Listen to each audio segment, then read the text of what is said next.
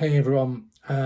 So just from a kind of personal perspective, going back a few years ago, I was probably doing a bit too much.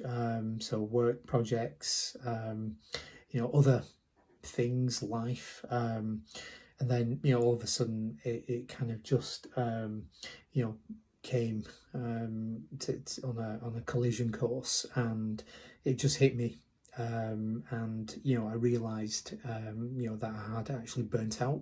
So I wasn't sleeping well, feeling lethargic, lack of energy, a lack of motivation. So I'd lost my mojo.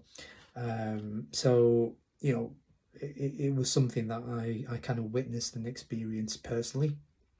Um, so there were essentially three things that helped me to recover, or at least get back to some kind of a normal pattern. So number one, sleep.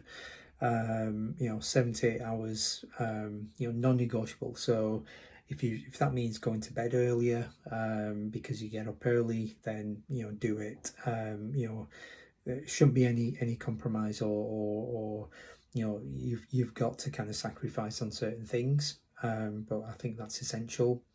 Number two, learn to say no.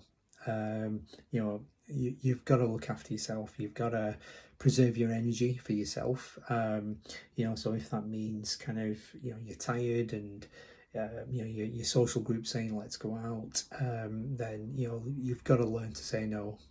And then the final thing was a purpose check-in. So why are you doing what you're doing? So just almost stop and think. And this is quite difficult because we always go into kind of autopilot. We all have a set routine, but every now and again we should be able to kind of question, and can we delay, can we postpone, and just look after ourselves. So the takeaway point is that burnout is real, and recovering from it is not a weakness, it's wisdom.